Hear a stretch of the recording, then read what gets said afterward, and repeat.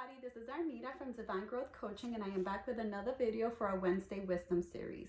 So for this week, I wanted to do a brief summary about last Thursday's training on webinar that I had on 6 impactful ways to decrease anxiety.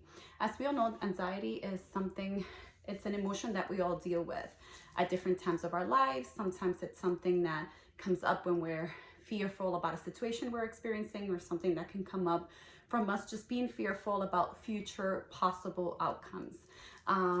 So I know I've given you a few tips in our last videos on how to handle this, and I wanted for this video just to do a brief summary of what the webinar was about.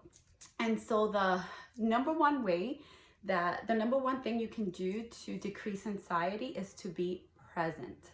I think this is really important because usually when we're in anxiety and we're in an anxious state, it's because we're projecting into the future. So we're thinking about possible worst case scenarios about the future in the current moment. And a lot of times, a lot of those things that we worry about are things that don't even play out the way we tell ourselves that they will. And so one of the best ways to decrease anxiety is to be present and live in the present moment, live in the moment of now. Eckhart Tolle has a book called The Power of Now, and it's an amazing book, and it's all about living in the present moment and learning to live your life moment to moment. If you focus on what you're doing in the current moment, you're not focused on possible worst case scenarios about the future, and that's going to ground you and decrease your anxiety. The sixth way is changing your inner story. I know I've talked about this on my channel before, and it's all about usually when we get anxious or in any negative state that gets us to feel heavy and feel like we need to on fight or flight mode, we're usually telling ourselves a story. It usually comes from a story we start to tell ourselves at that moment.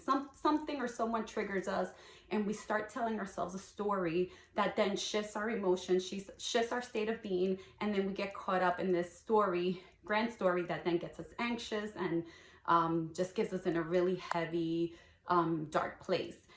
So learning to be aware of these stories and learning to shift the story when you catch yourself, it's a really good way to decrease anxiety. When this happens, don't judge yourself because you've started to tell yourself a story.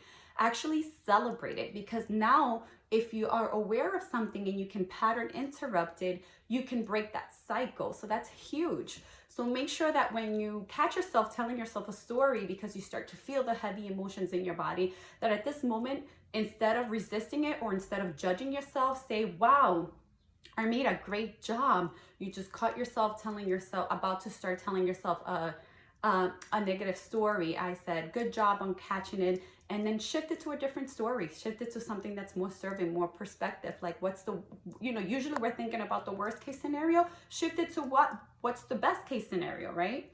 And put your attention on that story. Then third work is breath work. I've talked about breath work on this channel before, and I'm going to talk about it again. Breath work is amazing. It really calms your nervous system, and it gets you grounded into the present moment because you're focusing on your breath. There's so many different ways you can do breath work. One of the easiest and simple ways, and I think I've said this in every single one of my channels, so if there's of my videos, so if there's anything I want you to take away from this, is just grounding yourself. It takes 2 or 3 minutes. Hand over your heart, hand over your belly. Take 6 to 7 deep breaths, mindful breaths. Count in for 3 through your nose, out for 6 through your mouth.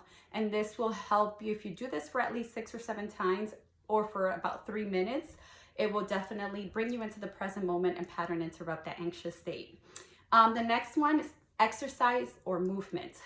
Usually if you have the time, it will be best for you to exercise first thing in the morning. At least 10-15 minutes of just moving your body.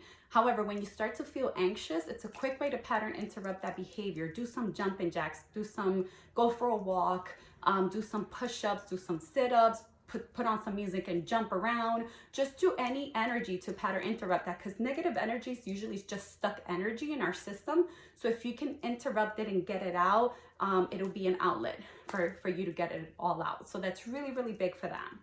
Number 5 is practice gratitude by finding the blessing or the lesson in whatever you're dealing with in your day-to-day life. You can just be grateful for all, for the air that you breathe, the food that you're eating, that you had a great sleep, that you have a pillow, that your friend brought you coffee, that you have a job to pay your bills, whatever it is, your day-to-day stuff. And if you are struggling, whatever issue you're struggling with, one of the things that I ask myself, I used to ask myself disempowering questions. Now I ask myself, okay, what's the lesson or the blessing that I'm supposed to learn from this situation?